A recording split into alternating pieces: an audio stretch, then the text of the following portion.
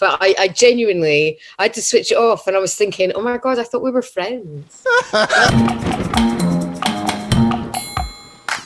Welcome back, everybody. Today we're doing something a little bit different, something quite exciting, I think, because it's a new feature, basically, of talking about classic films. And what better film to talk about for a first one, and what better guest to have as well. Let me just first introduce Sean, our regular contributor, Sean Vickers from Unflopped. Excellent podcast. How are you, Sean? Hi, everyone. I'm fine, thanks. Yeah, I'm good. I've had my coffee. I'm ready to go. So I want to see you dance and I want to see you smile, Sean. Are you ready? Yeah, both. So a very warm welcome to the fabulous GAIL Porter, who I have just found out is a black belt in karate, which worries me slightly because you could be using that to your advantage on me, I think, Gail. How are you? Good. Hi, Phil. Hi, Sean. Yeah, great. Hi. The thing is, now we do Zooms. I can't actually, I can't punch you or anything, so you're all right. When I see you next time, I've got 2 second-dan black belts, so do you know what? I'm shaking. I'm scared. I'm scared that if I'm going to say the wrong thing, Gail's going to come for me. What you've made me watch. Well, I watched it again yesterday with my husband, and he was like, you seem to know a lot of the words, and I said, it's probably over 10 times I've seen this movie. Yeah, you have to do that. I know there's so many quotes in this film. I mean, it's consistently ranked as one of the worst films ever made. It, of course, is a classic film, a cult classic, Paul Verhoeven's Showgirls. So yeah.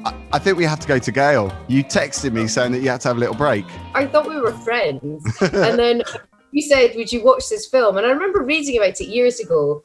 And it had the worst reviews of any film I think I've ever heard of, apart from, I actually looked up Rotten Tomatoes. This is how bad it was. And I think it was I don't know where it was, but I think the only other things that actually beat it for being shocking was Jaws 3 or Jaws something, and then Police Academy 4. This is how bad this film is. So I put it on at the beginning, and what's her name? Elizabeth Berkley. She used to be in Saved by the Bell. Yeah. So she plays Naomi. Oh my God, it's French. No, it's not. It's because you can't spell Naomi. You just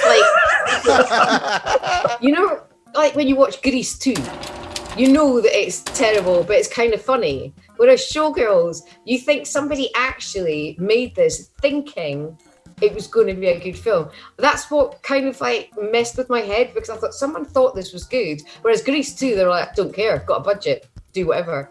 Whereas this feels like somebody actually wanted to make a decent movie. And I had to switch it off, and I texted Phil, and I was like, I can't. Oh my gosh, this is awful. I don't know what to do. I'm going to have to go to bed for a bit and then just lie down. I love that it's had that effect on you, because I think it's that kind of film that is a bit surreal. It is OTT, but that's what Vegas is, isn't it? I'm just going to put in $10 and I'm just going to ding, ding, ding, ding, ding, ding, ding. Oh my God. Everyone in America is a gynecologist. You're so good at setting the scene, Sean. Do you want to tell us the story? Because it does, like Gail said, it stars Elizabeth Berkley, MacLachlan, of course, famous for being in Twin Peaks, and Gina Gershon. And I couldn't get my eyes off her teeth. I still can't, even though I've seen it 6 or 7 times. They're just mesmerizing. I'm hypnotized by her teeth. Yeah, incredible. So yeah, as Gail said, Naomi arrives in Las Vegas. She's a lady with a history, but we don't know why. She's angry about a lot of things. What I find amazing is she's on 11 from the beginning, and you'd think Paul Verhoeven would go, try a 7 or a 6. Let's build up to that. But she's on 11 from the beginning, which is also quite genius in a way. And she arrives in Las Vegas to make her fortune. But as we know, she's got this questionable past that we don't know about it. She's in Las Vegas, and she kind of understands Las Vegas for what it is and the slippery pole that she has to climb, literally and figuratively. And yet it tells her story of her making her fortune in what is a very kind of male-dominated world of Las Vegas. It's her reactions to people. She's just like somebody you wouldn't want to mess with. When Naomi meets her, the girl that she ends up living with, even that is completely volatile from the minute they meet. And she's attacking her. And then the next minute, they're in some caravan park with Honey Boo Boo or something. I don't know what was going on there. They was fighting like crazy. She's like, oh no, come and live with me. And then it was just like watching something from Jerry Springer. It's hilarious. When she says, come and live with me, it's like after the way she was treated, you wouldn't think that she would actually invite her back to her caravan, but she does. It's insane. But this is where I think there's a theory of relativity here, which is Paul Verhoeven's a bit let me just get the start of the film compressed into about 2 minutes, where she arrives, she gets really angry. She applies ketchup to some fries in the most aggressive way I've ever seen in a movie. And then she kind of runs into a road and then almost has some weird sexual frisson with her new soon-to-be flatmate. Oh, there's my cat. She has a view as well about this film. Tipsy has a view about this film that you don't want to know. As you're right, Gail, suddenly she's living in a caravan park eating crisps. And you think, you so don't eat crisps. Come on. Have you seen the movie? You don't eat carbohydrates. Yeah, she eats brown rice and vegetables. She's in the pool having sex. And it was like a fish had been harpooned. And it lasted about 15 seconds or something. And like, you know, if you want to do something really sexy and be really hot, don't look like you've been murdered and then get it over and done with in 15 seconds. It's not really doing it for anybody. It's one of those things that everybody talks about as well, but there's a really interesting documentary which is just recently actually come out. Have you seen that, Sean? Because you don't know me. Walking past you.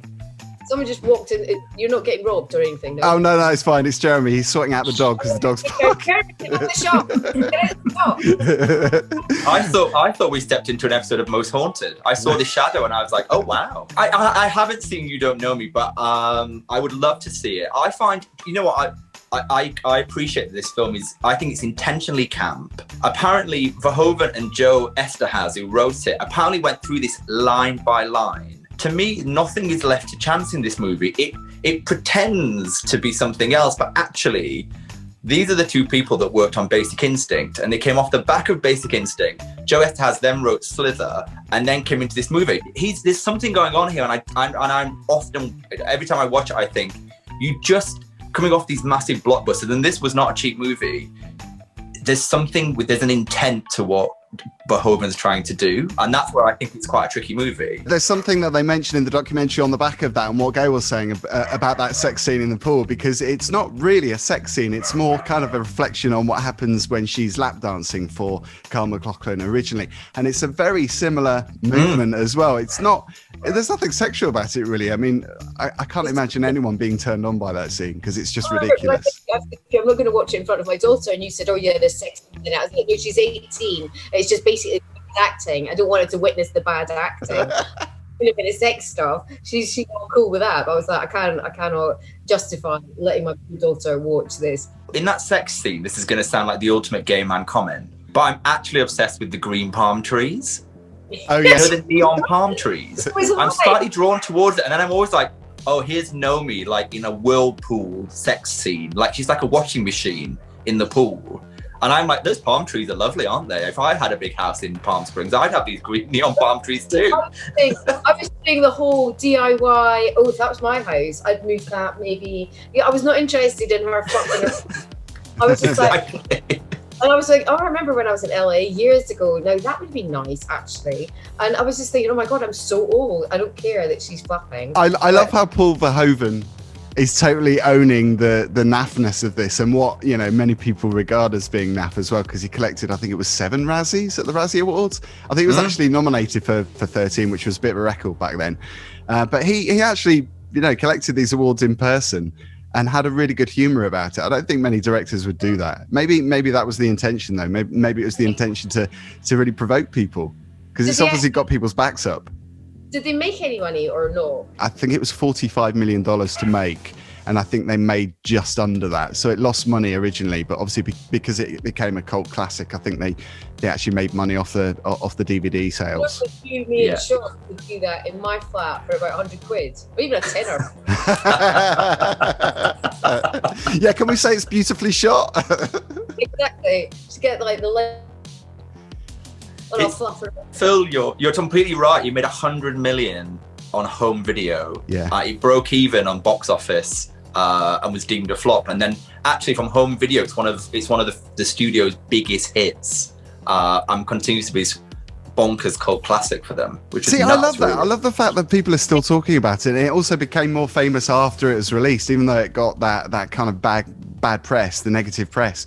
I just love the intrigue surrounding it and how people are disgusted, particularly people that have been in the movie. I think MacLachlan was horrified when he first saw it on the big screen. He's done some crazy films. I mean, and I always find him really intriguing to watch. I mean, I'm a big Twin Peaks fan, so, you know, that's that. But it was so weird to watch him in it, and it was just like mainstream porn. I've seen better porn films, to be honest with you, but I mean, I have watched a few, but I just think, oh my gosh, if they had that budget, that it was mainstream porn, really. I mean, especially the ice scene. Have you seen the new Will Ferrell film, Eurovision? The Eurovision movie, yeah, that's brilliant. You know when they're doing the dance, the girls, and they're all topless? It reminded me of Volcano Man. Oh, I love that song, Gail. That's one of my favourites. That's been on repeat. I actually think that whole soundtrack's quite brilliant and inspired. I love it. You know, I think in lockdown time, or whatever we're going through at the moment, you need a film that is stupid. And you don't need to, I mean, I found it difficult to watch Showgirls because you just think, well, that was in the 90s. Whereas now, Volcano Man is now. We don't even know what's going on. So that was kind of funny. But Showgirls, you think, wow, is this a parody? Is it not? I don't understand. Can we talk about the soundtrack as well on Showgirls? I don't know about you, but I thought the soundtrack's fantastic. Well, Susie and the Banshees. Any film that ends with Susie and the Banshees song, That completely because I was like, what? And then Susie and that was one of the first gigs I ever went to see. Susie and the Banshees. I think I was about 12 or 13 years old, and I took my little brother, and he was terrified and he didn't know what was happening, and my auntie took us and she was like, what is this? And it was all, you know, everyone's dressed in, and then when it came on at the end of Showgirls, I was like, how does this even gel? About this. And so yeah, I love the soundtrack. I did love the soundtrack. There's a couple of tracks from Prince and a track from Curve. Well, they renamed as Skylar, but Tony Halliday was quoted in the press as saying that she again was horrified when she found out, because Paul Verhoeven she thought was very charismatic, but then she realized what kind of film it was once the track had been submitted, and she couldn't believe that she'd actually given her music to this movie. When you think about it, you go, okay, it's highly camp, it's ridiculous, it's kind of an unvarnished view of Las Vegas. You can't get away from the fact that it's underpinned by exploitation. But there are other films that do the same thing as that film, but they have a kind of layer of like empowerment or whatever. But there is exploitation, it's underpinned by exploitation. And I think in some ways, Verhoeven just took all the varnish off. So it was like it's this unvarnished, really crude way of looking of the way the world is, but it's not necessarily untrue. And I always think, you know, it was made in 95, it's 2020. Are people still shocked by it? I mean, that's what I think. Are people, because we're so kind of like, we've become so normalized by sex generally in all media, that is it still shocking? Or because he's actually he's a religious person, and he's underpinned by morals, and so it's quite interesting that he comes at it, you know, from that perspective, because things like RoboCop and whatever, he's talking about something, and that's a wider question. I don't know the answer. There's something interesting there with it because it's so obvious. You're just like, this is an absolute shocker, but he's trying to do something, I think, and I'm not sure whether the years of time have changed. I know Quentin Tarantino said it's actually one of his favorite films, but initially derided it entirely. So I don't know whether attitudes have changed, whether it's still a pile of shit. I don't know, you know what I mean? But like, there's something about it which I find of interest, and we often talk about this film, which is like, if it makes me think about it enough, it's probably got something, whether it's dreadful or amazing. And I don't know. I really don't know the answer. Yeah, because I think it's the controversy and the drama that followed the film afterwards. I think that's what excites me. Also, the quotes as well. I mean, there's so much in there to love. But I think it's interesting having Gail on this video as well, because from a woman's perspective, I don't know if women see it differently to men, because it's easy for us to say, oh yeah, this is a great film. Yes, it is shockingly bad. Yes, they are obviously on the screen and made into objects, but then are they also taking control of things as well? Because you see that particularly at the end, you see Elizabeth Berkley's character becoming quite nasty as well, and being more powerful. But maybe that was a bad decision to make her into that kind of character. When I got to the end of it, I was thinking like that, thinking, is this just a man made this film for his own titillation? Is this misogynist? I don't know. And then you watch her, but then even when she was getting control of her own life, she was still horrible. She wasn't a nice person. There's no part of me actually warmed to her at all. I could not figure out what the point of the movie was. I thought, is this just some bloke sitting thinking, do you know what? they all look great, and I don't know, I could not get my head around it. I wanted to think, yes, she's powerful, she's got her, she's taking control of everything, but she was horrible. I didn't like her. I would not want to be her friend. I'm all for, if you want to dance, you want to do that, I don't mind. You can do whatever you want with your body as long as you're in control, but be nice. Elizabeth Berkley was not no me. Change it per continent, but in France, Nomi, she just didn't have the personality. There was something about her that you just, because of her anger issues and because she treated everybody so shockingly, if they'd given her more of a soul, like in Flashdance, she's working, she's drilling, she's doing a bit of welding, she's working, and she's nice. Every woman wanted to be her. By the end of Showgirls, I did not want to be Elizabeth Berkley. I did not want to be in that van with the man going back to Los Angeles. And it's like, when you go and see a comedy, stand-up comedy, and they start it and then they go back to the end, it felt a bit like, it was just like, oh, that was a bit clunky and messy, and where's she going now? Clunky. My other half, Jeremy, calls this film clunky. That's really interesting as well. But you're absolutely right, because there's certain characters that are nice. And Molly, her friend, is nice, and what happened to her, obviously, it isn't nice. And I think the writer did actually regret putting that storyline in. When she went to, yeah, that was at the party. That was pretty grim. Gail, it's interesting that you mention the lady from Flashdance. Her name passes me by, because she was in the L Word, as was Elizabeth Berkley. I didn't know Elizabeth Berkley was in the L Word. So Elizabeth Berkley turns up in the L Word. I mean, I was an L Word fanatic. And about season 4, season 5, Elizabeth Berkley turns up and you're like, oh my God, it's Elizabeth Berkley. Wow, I never knew that. It was, for me, was an absolute highlight. Do you think that's because she became such a LGBT kind of gay icon, I suppose? Because Gina Gershon as well was regarded as a gay icon. But that's really interesting, because she didn't have any work afterwards, did she? Because of this movie, Elizabeth Berkley really struggled. She got dropped like a hot potato. By she couldn't sign her agent dropped, so she couldn't sign. It was very, very difficult after this movie. So when she became a philanthropist, she's not acted ever again. She's just been philanthropy. If you look at her IMDb, she's got bits and bobs, but nothing. I think nothing that's got weight. I don't think, or material. She's done bits and bobs, and it's because I think she is an icon, and people gravitate to her because of this movie. But this was. I mean, she was in Saved by the Bell. She had done really well. She was well known. This film really was a full stop on her career. And she was so young. Yeah, she ends up where she started, right? And I almost feel like she's going to make all the same mistakes again. Like, I almost feel like she'll go off and do something else, and and that's kind of her character trait in a way. And so the film is a bit redundant. You don't really go anywhere, but it's almost a bit like, well, neither is Know Me. You're like, she's got this history, and she'll continue to repeat the sins of the past. When I saw her getting into the van, I don't know if you meant that us to think like that, but as soon as she got in that van, I was like, I felt like, it was like Groundhog Day. It's going to happen in the city. She's got no focus. There was nothing, And by the time I actually switched it off, it was great to hear Susie and the Banshees, but when I switched it off, I was just like, do you know what? You are so taking me out to Balance for dinner. Do you know, I'm up for that though anyway, regardless of whether Showgirls is a shit film or not. It's not really a chore. Exactly. The other thing as well is, like, Gina Gershon's character, she's really the predator. She's quite vicious as she's got this lead in the film. And in some ways, Nomi, whatever her history, you get a little window into her history, but Nomi kind of looks at her and goes, this is the way you survive this absolutely male dominated kind of exploitative world, is you have to become this kind of baddie. But I was waiting, right? So when I saw Crystal, wasn't it, when she's doing her the main thing, and I was like looking at my watch going, so when's the obligatory lesbian kiss coming in? And of course it came in. And I was like, I win. I knew that was coming. Quite predictable. It is quite predictable. I kind of wanted it to be a Grease 2, something that I'd say to people, do you know what, watch it and you'll laugh. But it got to the end of it and I wasn't laughing. And I was just thinking, oh my God, someone paid a lot of money to make this shit. And I'm sitting here thinking, I could do that.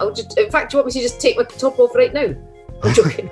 But do you think you would have found it funny if you were with a group of friends? It's had midnight showings at cinemas like the Prince Charles in London, and it has become this cult classic, and everyone kind of joins together and quotes the lines and screams at the screen. I think it can be one of those kind of films, that that it's terrible, but you kind of laugh along with it and you have fun with it. I think the reason I found it not that kind of like laugh along, like, your Rocky Horror, whatever you're doing, you can do your quote and all these. The reason I found it a wee bit difficult, because I was watching Elizabeth Berkley thinking, does she think this is serious? I mean, was she putting her heart into it instead of just thinking this is a total nightmare? And like you say, she didn't work properly afterwards. So did she know that this was awful? So part of me was watching it thinking she thinks this is a great job. And it was kind of tragic watching it thinking she's never going to work again. And this is not fair. It's really fair. Michelle Pfeiffer in Grease too. I know I keep, but Michelle Pfeiffer's also going to work because she took it as a, she made it funny. Whereas Elizabeth Berkley made it feel like this was a great job. This was, I'm thinking that, not as, but thinking of her as an actress taking this job, thinking this is going to be amazing for my career, and it was not, and it wasn't funny. I don't know. I can understand why people think it's a cult classic, and I'd probably say to my friends, you can watch it, but I'm not going to watch it with you. I don't think. I've never looked at it like that before, because it does seem, it makes you feel a bit awkward when you know that, actually, when you think maybe they because they have suffered as a result of being in this film, maybe they've been kind of misled into how different it could have been. Yeah, of course. But think about it, like previous to this, if you were Elizabeth Berkley coming into this film, you've got Paul Verhoeven just done like 3 box office smashes. Joe Eszterhas just written 3 box office smashes. In the previous 2 films, it basically launched Sharon Stone's career. Yeah, you wouldn't be so bonkers to go, oh my God, look what it did for Sharon Stone. I'm the next person in line to have my career completely amplified and blow up. I mean, I don't think, I kind of get someone going, this might be it. This could be the thing that propels me into superstardom. That was in the back of my head all the time, thinking, I knew what he'd done before, Basic Instinct, like you said, Sharon Stone, and I was thinking, if she took this job thinking this is going to make her fantastic, and not realizing it was shit. This was 95, wasn't it? And the year after was Striptease with Demi Moore. Because that was interesting, because I think the people behind that movie distanced themselves from the hype surrounding this film. Totally. They changed the way the whole thing was marketed based on the flop of Showgirls. Yeah. Blimey. So, is it thumbs down, Gail, from you? I presume it is. Total thumbs down. I feel like I want to say to Elizabeth Berkley, I'm really sorry, and I'd give you a thumbs up because I'm sure you're lovely, but it was really awful. And I like watching films over and over again, but I would not put myself through it again, ever. Bill. It's not even on the scale. It's 0.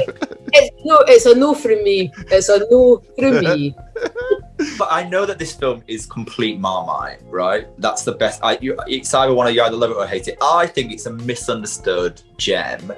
And I also acknowledge that it's flawed in so many ways. But I would give it a high, unfortunately, Gail, I give it a really high score. And I'm a really hard marker, Phil knows this, but I would give it, because I think there's something, I think he's a satirist. I think he's doing something, and I think he's trying to drive a narrative, about life in Las Vegas, which is unvarnished. And I think it is flawed. I think some of the casting is dreadful. I think the rape scene is completely unrequired in that movie and horrible. I'm with you on that completely.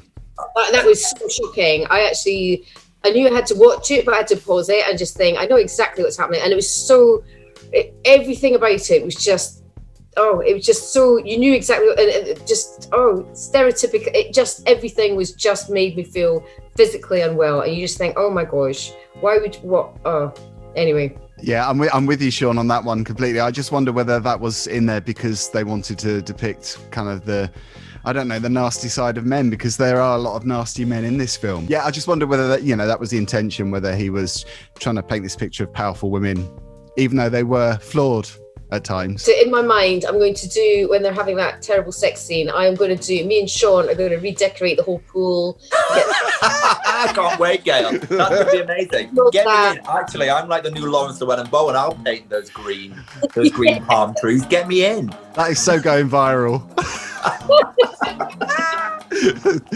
Gail, thank you so much for joining us. Sean, as ever, wonderful to have you both on this, and hopefully we could be doing another review very soon, possibly Grease 2, Gail, maybe. Yeah. Maybe we let Gail. Gail, you choose the next one. Gail, you choose the next one. I live on my own with a cat. I'm so happy. Don't go. Don't leave me. We're going to pass the baton over to you. It's your choice next. Oh, I've got so many films I love. I think my favourite film in the whole world is Harold and Maude. I've not seen that. Oh, You've never seen it? Oh my gosh, haven't. it's the best film. Well, I think it's the best film ever. Can anyone give me a good horror? Because I love a horror. I've got loads to suggest. Saint Maud, which has just come out. Which one? Oh, I hate horror. Don't make me watch a horror film. There's a new film called Saint Maud. It's on Movie Don't Go. make me do it. Don't make me do it. I love you both, but no. To buy Showgirls, you bitch. Oh no! Joking. Really? No, I did it late at night, so I got it, and they said it cost you £3.49. I was like, that's half a glass of something. From Yeah, that's $3.49 you'll never get back. Oh, thank you so much, Gail. It's good to see you. It's great to see you. Hopefully, I'll see you soon. Yeah. Thanks, Sean. Thanks, Sean. Lovely to see you. Love Thanks to see for you. watching, Great to see everyone. Bye. Thank you.